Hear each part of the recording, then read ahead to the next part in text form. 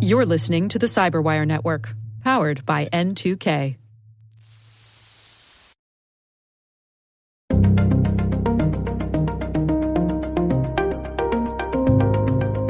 How about flipping the script and saying, okay, why don't we get it once in some safe place, right? And then reuse it over and over again without ever giving out any personal information. Hello, everyone, and welcome to the Cyberwire's Hacking Humans podcast, where each week we look behind the social engineering scams, phishing schemes, and criminal exploits that are making headlines and taking a heavy toll on organizations around the world. I'm Dave Bittner, and joining me is Joe Kerrigan from the Johns Hopkins University Information Security Institute. Hello, Joe. Hi, Dave. Got some good stories to share this week, and later in the show, my conversation with Raj Anathan Pillai. He is CEO of Trua, and we're talking about privacy concerns in ChatGPT.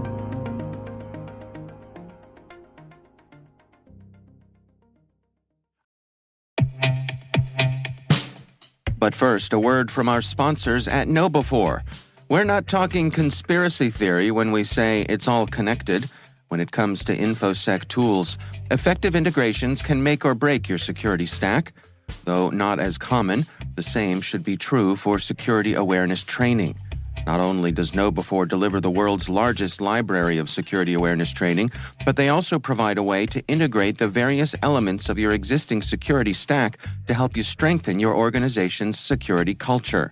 Stay with us, and in a few minutes, we'll hear from our sponsors at KnowBe4 about how you can integrate security awareness with your tech stack like never before.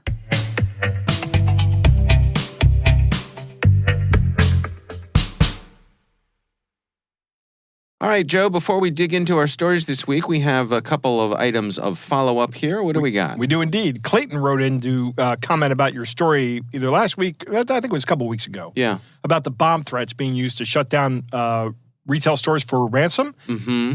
There was a brief discussion about whether this was an escalation of ransomware, but I would argue it is an escalation of swatting. Call it monetizing swatting, if you will, the monetization of swatting. Yeah. Great show as always. I'll agree with that. I think that's a pretty good assessment. Yeah, I could go with that. Yeah. So, yeah, sure. All right. Well, thank you, Clayton, for sending that in. We got another note from a listener named David who said, Hacking Humans, longtime listener, listening to your podcast about wire fraud prevention and wondering why you never suggest sending a $50 test wire before sending the $700,000 purchase price, 100% robust against third-party fraud. Well, David, the reason that I've never suggested this is quite simple, and that is because I've never thought of it. Right. So, thank you for the suggestion. I mean, it seems solid to me. Yeah. Yeah. I've done this, actually. Oh, yeah? With other, not with wire transactions, but with any crypto transaction, I always send a very small amount first to see if it gets there. Right. Then send the rest of it to the same address. Yeah. So... yeah, but this could easily be applied to real estate transactions. Yeah, no problem. Seems like a solid plan to me. I mean, that way you're only out $50. You're not out $700,000. Yeah. You know what? I'll bet. So I would be willing to bet that a reason why this is not a routine practice is that it probably costs like $5. $12, I think. Is that right? Yeah. Okay. So $12 to wire money. Right. So in the $700,000 or whatever, a multiple $100,000 transaction of buying a home, right? People are probably really concerned about not having to pay an extra $12. $24, right? Which hey, look, I understand. You want to save every possible bit, but right. As David points out here, that's to me that seems like money well spent. That's penny wise but pound foolish. There you go. Yes, I think it is money well spent to send a test transaction. Yeah. All right. Well, thank you, David, for sending that in. It's a good idea, and Clayton as well. We would love to hear from you. If there's something you'd like us to consider for our show, you can email us. It's hackinghumans@n2k.com. All right, let's dig in with our stories this week. I have one. This comes from The Record. This is from the folks over at Recorded Future, their news organization, and it's a story by Jonathan Grieg. And it's titled, Called a Bogus Airline Customer Support Number. Google is hustling to fix that. This article tells the story of a gentleman named Shmuley Evers, who discovered that his flight from JFK Airport was canceled. So he Googled customer support for Delta. Haha. And he called Delta customer support, and he was just about to hand over his credit card information when he realized that he was speaking to a scammer who had replaced the number for Delta's JFK office on Google with another number. Now, what makes this particularly interesting is, you and I have talked about folks basically buying ads on Google to get their fake ads for services at the top of the list for SEO. And I've called those numbers before. Yeah. But that's not what happened. That's not what was going on here. What was going on here, evidently, is that someone managed to replace the phone numbers in Google Maps with the fake phone numbers. How did they do that? Well, they probably clicked on that thing, do you own this business? This remains a mystery, Joe. So we'll dig into that. So as you know, when you Google a company name or something like that, a lot of times the first thing that pops up is Google's own little summary of that business. Yes. And that includes a component from Maps and other, it'll have a link to their website and a link to online reviews and a summary of what that business is. And so it seems as though in this case, it was pulling phone numbers from Google Maps. This gentleman, after running into this situation, he checked support phone numbers for a bunch of different airlines at JFK, and he discovered that Delta, American Airlines, Southwest, Air France, Qantas, ITA Airways, and Turkish Airways all had bogus phone numbers on Google Maps. How about that? Yeah. I wonder how many people have been scammed. That's a good question. The folks at The Record contacted Google, and they didn't. Let me see. Hold on. Let me use my powers of clairvoyance here. Yeah. They didn't respond. Well, or did they respond? They did. Okay. But I bet you can guess what the response was. Security is our number one concern. Close. We're endeavoring to make sure this doesn't happen again. Yes. And we're trying to fix it right now. You are in the right neighborhood. Okay. That is, you've paraphrased what they said with great precision and foresight. So, Google said, we have stopped more than 20 million attempts to create fake business profiles. With 20 million attempts, one or two are bound to get through. Right. Well, you can't expect us to be perfect. Right. So this gentleman, Evers, posted about this on Twitter, which I think is how The Record found out about this case. And lots of people said that they had been scammed after using fake numbers that they found on Google Maps or Google Search. Any idea to the amount of the losses these people have faced? No, this article doesn't go there. But people have theorized that, this is some of the folks who responded in comments on Twitter, people had theorized that Google was simply approving changes to pages without checking with the businesses themselves. Yeah, I'm sure, because that would involve a human doing something. Right. And somebody probably found a weakness in Google's process, exploited the weakness, and redirected all these companies' phone calls to them. Right. Now, since then, the correct numbers have been replaced on Google Maps. Good. But you got to wonder, I mean, how is Google going to go about checking every number on Google Maps? Yeah, here's a good question. What about the mom and pop business? Yeah. Somebody that doesn't have the pull of American Airlines or Delta or whoever, right? Right. It's like Broadway Deli or something like that. Yeah. Broadway Deli went out of business, but what do these guys do when Google has hosed them to a point where, because imagine you have a small business and you get some malicious guy that you mess up their order or something, and now they want to take it out on you. They want to make you pay. So they go and they redirect all the calls on Google that everybody searches to some disconnected phone number or something like that. Yeah. And now nobody can reach you and your business plummets. And but there's nothing you can do because you're not a large company that has lawyers. Right. So you can't threaten Google with misinformation or whatever. No. I don't know how they go about doing this. Well, and I would suppose these days in this era of voice over IP where it's so easy to spin up phone numbers. Yeah. if I was the scammer doing this and I wanted to come after, Joe's Amazing Deli, Right. I could spin up a unique phone number, put that on Google Maps. People start calling Joe's Amazing Deli for Joe's Amazing Deli sandwiches. I start taking orders. Yeah. But what I'm getting at is here, by spinning up that phone number, when someone calls in, I know to answer the call and say Joe's Amazing Deli. Right. Right? And You start it's very taking little, orders and charging credit cards. Right, exactly. So it's very little effort for me to be able to do that and run some kind of call center where I could just be taking calls from all kinds of business. Yes. Yeah.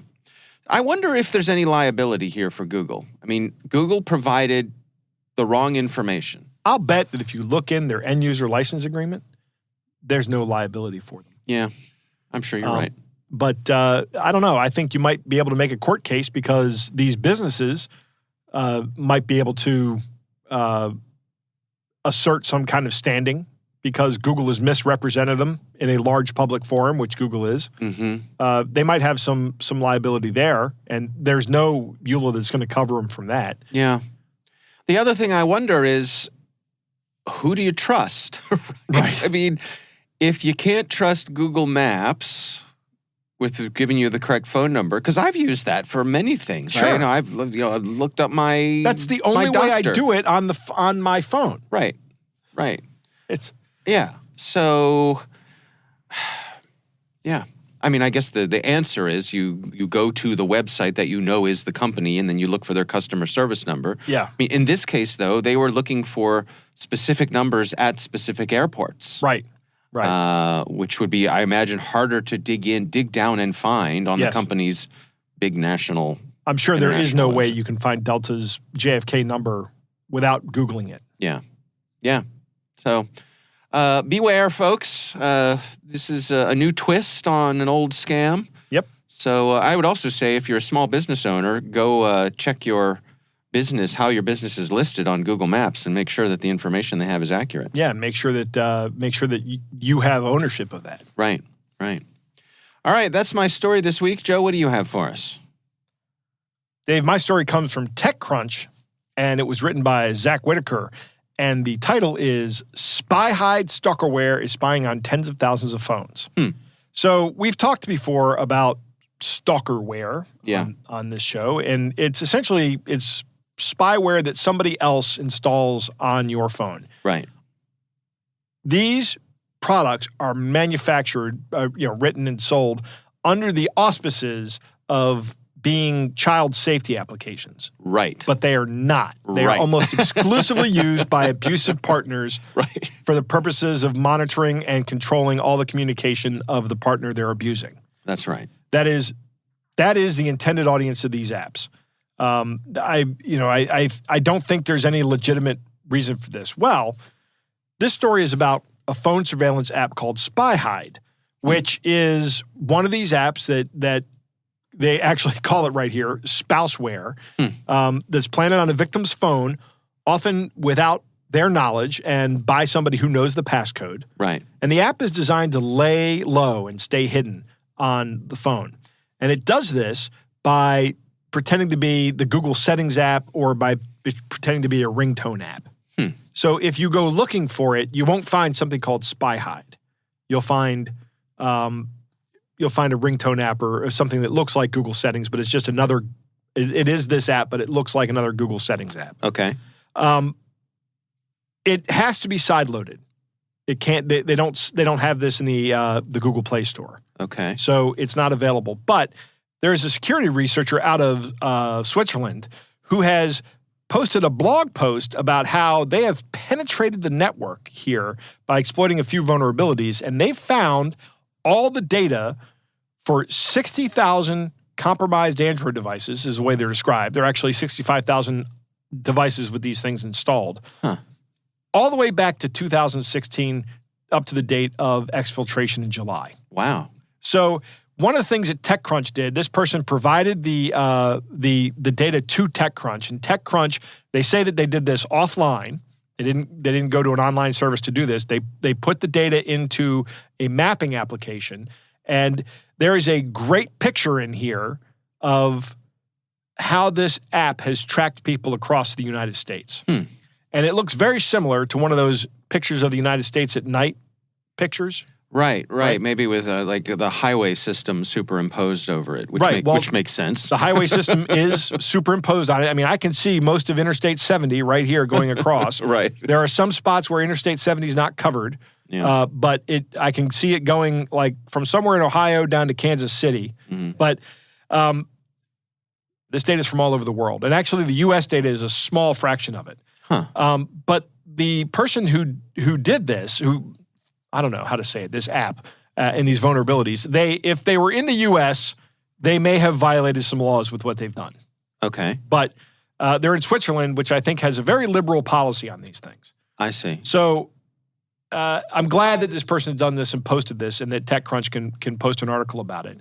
But the software, they think it was made in Iran and it's being hosted out of Germany.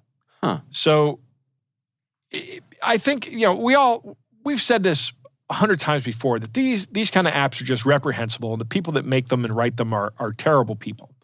And I still say that. I don't have any change in my feeling on that. Yeah. But there is a list of things you can do. They have a general guide, a link in the article that's a general guide to how you can protect yourself from these kind of apps. And the first thing they say is make sure that your Google Play Protect is on. Now, I checked my Google Play Protect settings today. Okay. When I was reading this article, and I didn't see a way to turn it off, which was good. Okay. But it is on my phone, and you can scan apps, and it will let you know if it finds anything. A lot of these apps make use of accessibility services. Right. So accessibility services exist on your phone for people who are disabled.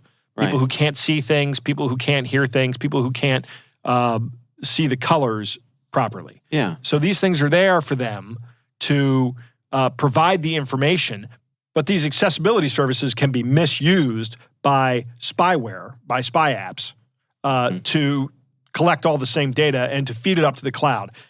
These guys are just going out and sucking up all this data. They really don't care about the privacy of the people that they're infringing upon. What they care about is getting the money from the people that want to monitor these other people.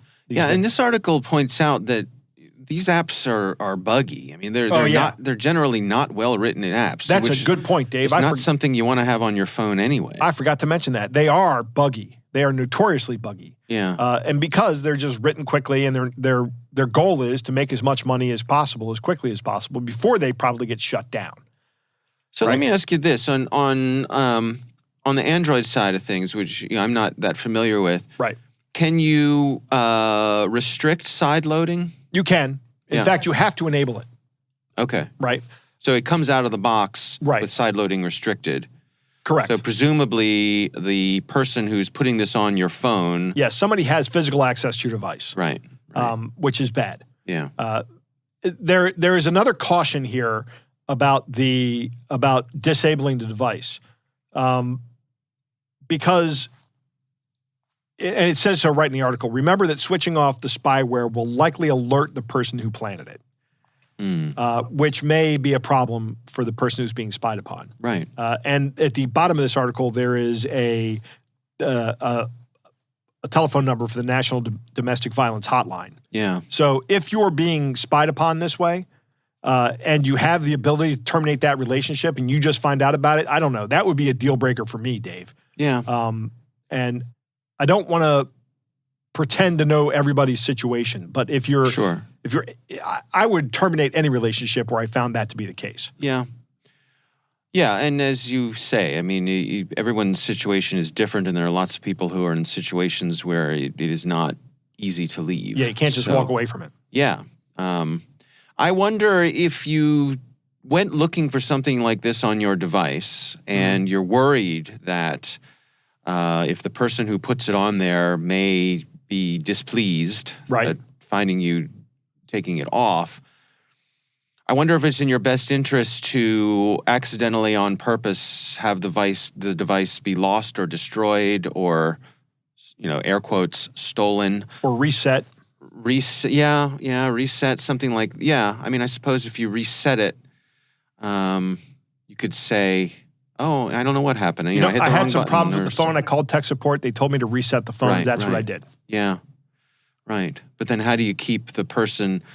Presumably, if the person had access to the device, then Right. they're assuming that they're going to have access to the device again because why don't you trust me? You know, Right, yeah. That sort of thing. What are you trying to hide?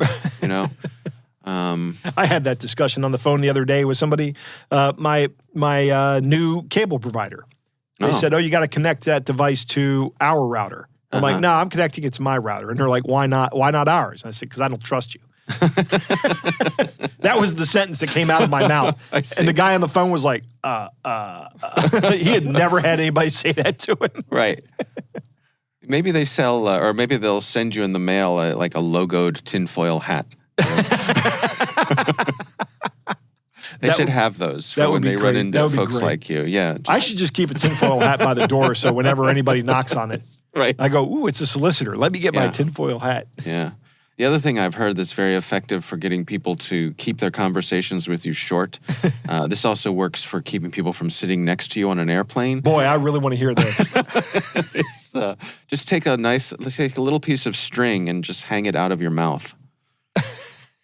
What? Just take a piece of string, like a piece of twine. Right. Just hang it out of your mouth. And that keeps people away. Yeah, because you open the door and you got a piece of string hanging out of your mouth.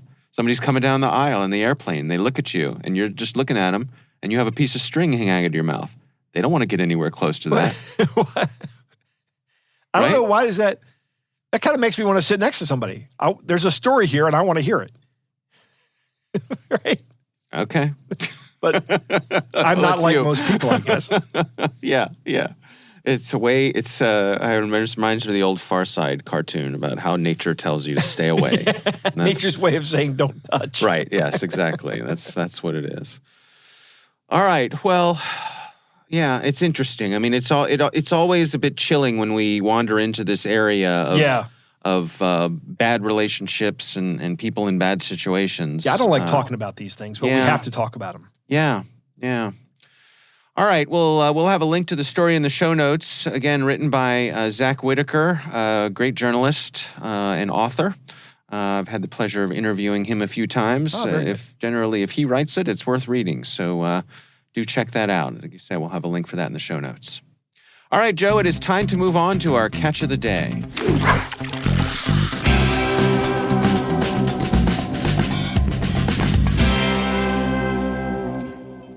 Dave, our catch of the day comes from Isak, who writes, "Hi, Dave and Joe. Big fan here. You guys, as well as Dave and Ben, are classic duos."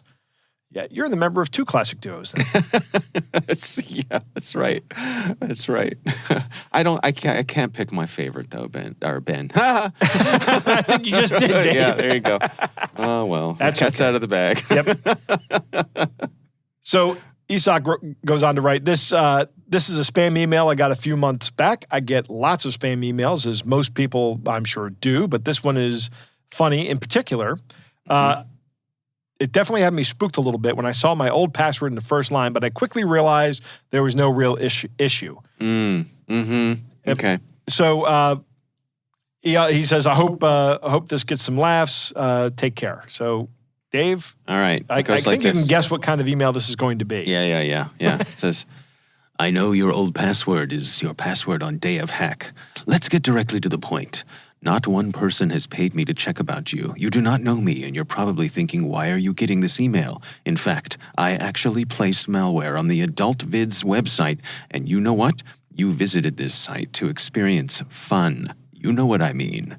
When you were viewing videos, your browser started out operating as a RDP, having a keylogger which provided me with accessibility to your display and webcam.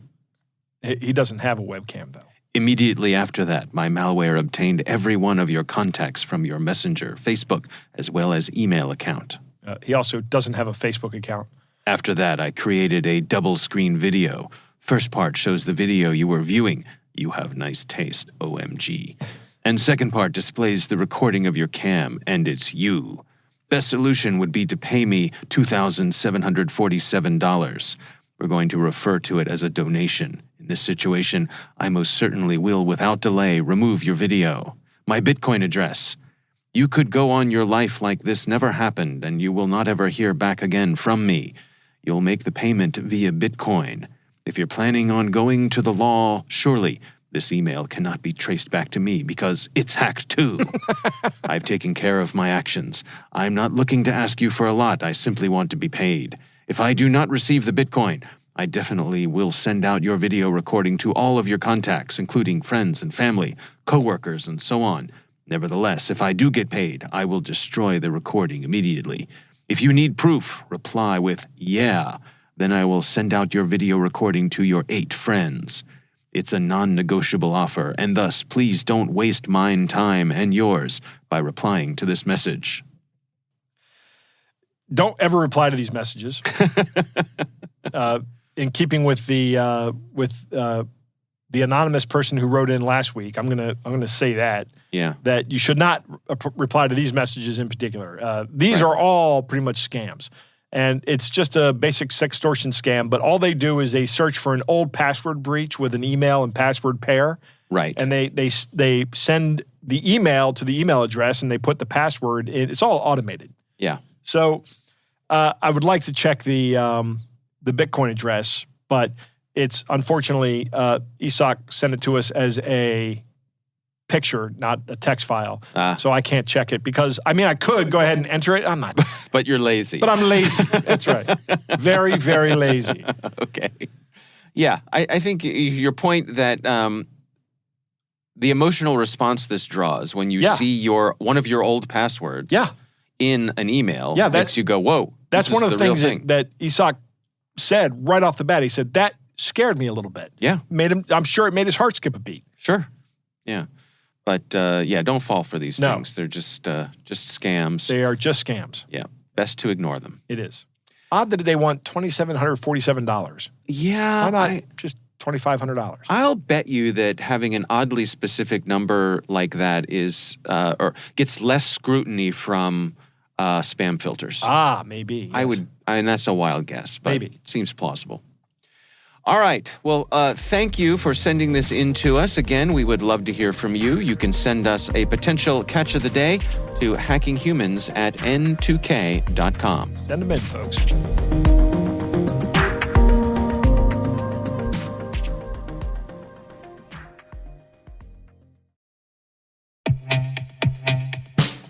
Back to the concept of integrations. KnowBe4's Security Coach uses standard APIs to quickly and easily integrate with your existing security products from vendors like Microsoft, CrowdStrike, Cisco, and dozens of others. Security Coach analyzes alerts your security stack generates to identify events related to any risky security behavior from your users. With this information, you can set up real-time coaching campaigns to target risky users based on those events from your network, endpoint, identity, or web security vendors. These campaigns enable you to coach your users at the moment the risky behavior occurs, with contextual security tips delivered via Microsoft Teams, Slack, or email. With 35 integrations and counting, Security Coach delivers the insight you need to improve your organization's security culture. Learn more about Security Coach at knowbefore.com/securitycoach. That's knowbefore.com/securitycoach.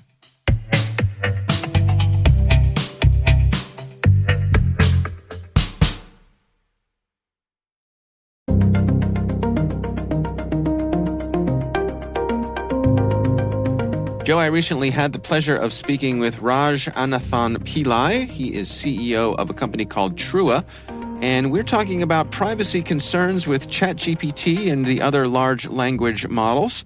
Here's my conversation with Raj. Well, right off the bat, anybody using ChatGPT or any of those generative AI, never start with putting nothing, meaning nothing personal. Start there, okay? Not even your name. So try and use it. And then as you get better and better at it, then you can say, okay, you can put a name in that, because these systems don't require you to identify yourself. But unfortunately, people are putting all kinds of personal information, their family information, and so on and so forth. Remember, this is a one-way street. You can never go back to these generative tools and say, take out my name, hey, delete my this or that. If you look at the terms of service, is multi-page, fine print, you need a magnifying glass to even read it or understand it. And that's how they are getting away with it. Yeah. And it is very, very dangerous to put personal information because they take all your input to fine tune their algorithms over time. That's exactly what happens. So you point out in some of your research that there are things that I think people will put into this that they don't consider being personal information. For example, someone might upload a resume and say, "Help me reformat this resume," but there's all kinds of information on a resume. Absolutely, because remember, everything is scannable, right? So they scan. I don't know how they upload it. They scan it, and then your name, the employer. So those are all what I call identifying information at some point, right? Somebody is going to use, just like KBA's, knowledge based authentication, remember, way back when, or even some of the institutions use that. Hey, what kind of car did you drive in 1992? What color was your car? Or where did you live during this year, right? Those are all historical information that are always being used for authentication purposes. And now imagine your employment history as part of your resume becoming part of that. That could be another dangerous avenue for somebody to hack and start using it, you and your profile for fraudulent purposes. So can we imagine that someone could go into, for example, a ChatGPT interface and say, "Tell me everything you know about Raj's work history"? Yes, you could. If it already has that, right? I've already put in there. Even otherwise, they're going to scrape it anyway. They go find different things already that's in the public domain, right? They're going to find something. Even today, you and I can Google, for example, about anybody, any place, right? Whether it's true or not, that's a different story. But they have enough information to go off and start interacting with you as if they are genuine, right? And that's all it takes for somebody to easily succumb to some of those fraudsters. Think about spoofing. Think about phishing, right? They're being used as if it's coming from you. It's the same concept at a level that's probably 100 times more than what you're experiencing today. I think it's safe to say that there is true utility with some of these tools, but as you point out, I mean, it's so alluring to put information in there because the answers you get back, I mean, you hear people talking as if these things are almost therapists. That is true. That is the thing about this ChatGPT. What happened was somehow this became what I call a mainstream / consumer excitement. Usually these are technologies that are used by big corporations to automate stuff, to do big things, right? Somehow it's got into the mainstream consumer, and everybody's just toying with it, in my opinion. That is the big thing. If you think about some of the major technologies, right, it took a long time before consumers started using it, right? But they were not necessarily geared towards consumers. Are there ways that people can use this sort of technology in a safer way? Is it possible to run something like this on a local instance? Yeah, and as long as the provider of the tool assures you that your personal information is going to be erased right after that, because you don't want to leave any personal information behind the scenes, right? Because they need that information to generate whatever you're trying to tell the tool to generate, right? So otherwise, it's going to be a garden variety vanilla response. So you're looking for specific input from this particular tool. So the key is to always minimize the number of personal information.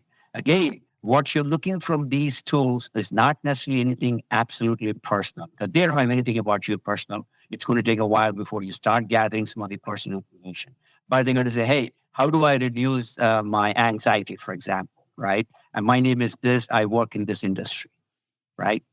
Bingo, you put your name, you put your industry category. So they're going to keep that for their future analysis purpose. But if you say, I am, Joe or Jane Smith, and I work in a fictitious industry, right? You don't care about it. You're looking for output from it. So that is how I would approach for a while until this dust settles. What about business information? I've heard of folks taking things like annual reports and uploading them to have them reformatted or reworded. Big time no, because it has some proprietary information, confidential information. That is the big no, in my opinion, because you are literally letting somebody else hack into it. What are your recommendations for folks who are charged with securing their own organizations? I mean, it strikes me that if you cut off access to ChatGPT altogether, that might not be the most practical path, but at the same time, you want people to be aware of the risks. Yes, you can, filter and control some of those kinds. For example, there are a lot of tools out there, right? And of course, you need to develop them. Like if you're trying to go to a porn site in a corporate environment, they block those things. You cannot do that, right? Many forward-looking organizations. Or if you're trying to go to a gambling site, you cannot go there from the computer. So similarly, we have provisions where if you have social security number or any personal information as you're inputting, it will block that email right off the bat. So similar concepts have to be derived and developed for interacting with ChatGPT, where there's a company information or company proprietary technology or whatever it is, you can potentially filter those things out. Can you share with us a little bit about the work that you and your colleagues are doing there at Trua? I mean, trust and safety is at the center of what you all do there. That is true. What we do is we have what we call a reusable, verified digital identity and screening. Meaning today, when you have to verify your identity or verify your background with anybody, right, you have to keep giving your personal information over and over again. Nobody has ever solved that problem because everybody says, okay, I got to put cybersecurity boundaries around it. I have to protect this PII. Everybody's collecting. It's like a hot potato. The regulators coming down to, smack all these big corporations that are collecting personal information. How about flipping the script and saying, okay, why don't we get it once in some safe place, right? And then reuse it over and over again without ever giving out any personal information. Okay, that is what we do. You get it once, you can use it multiple times, and then if you have to verify my identity or if you have to verify my background, you don't need to ask me, nor I should provide you with any of my PII, like social, date of birth, address, and whatnot. Just the name, and then I have an interaction with you to say, okay, here's my identity verification. You scan the code, it's tokenized, and then boom, it's verified.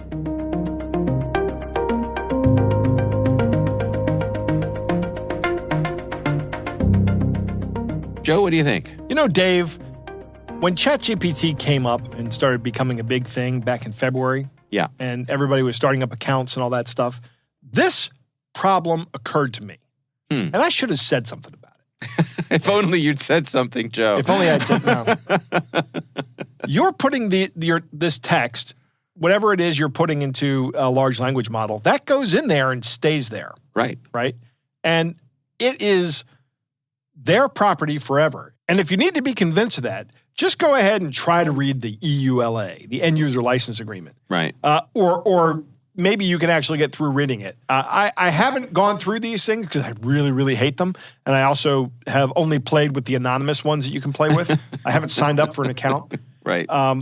And you'll very quickly see why this is the case. And Raj touches on that. He says these EULAs are like 10 pages of microscopic text that probably say we get to keep everything and it's all our property from now on. I wonder what would happen if you put ChatGPT's EULA into ChatGPT and said, summarize this for me. You get a black hole. Okay? Black hole forms on your desktop.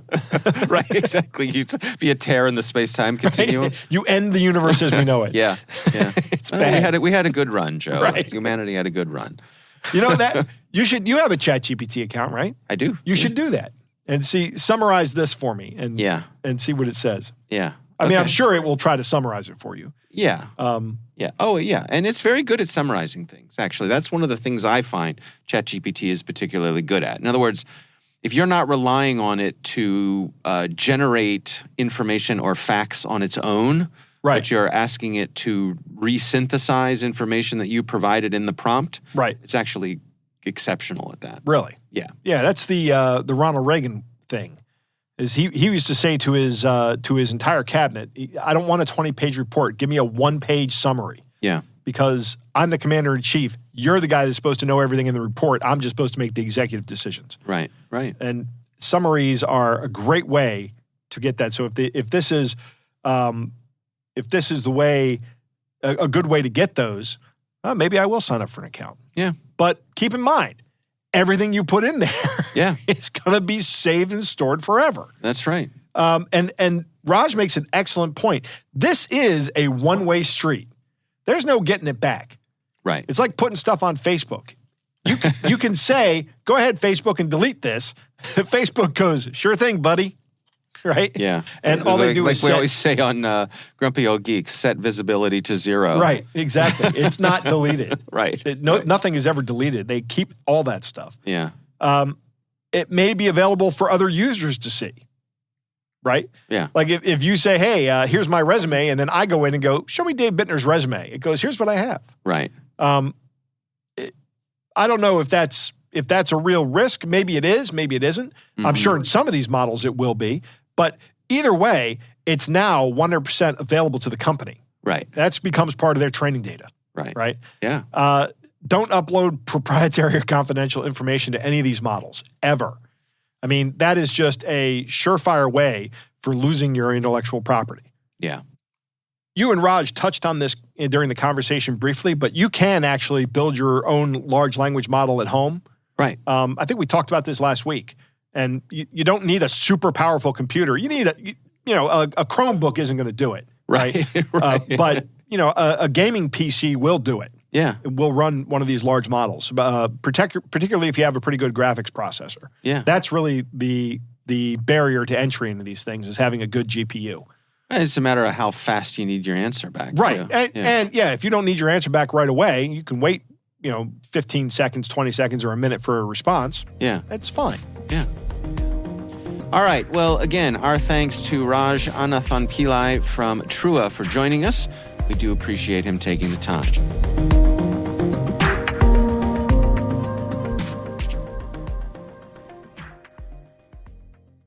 We want to thank all of you for listening, and of course, we want to thank our sponsors at KnowBe4.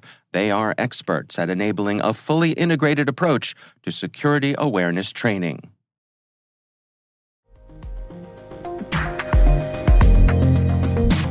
That is our show. We want to thank all of you for listening. Our thanks to the Johns Hopkins University Information Security Institute for their participation. You can learn more at isi.jhu.edu. N2K Strategic Workforce Intelligence optimizes the value of your biggest investment, your people. We make you smarter about your team while making your team smarter. Learn more at n2k.com. Our senior producer is Jennifer Iben. Our executive editor is Peter Kilpie. I'm Dave Bittner. And I'm Joe Kerrigan. Thanks for listening.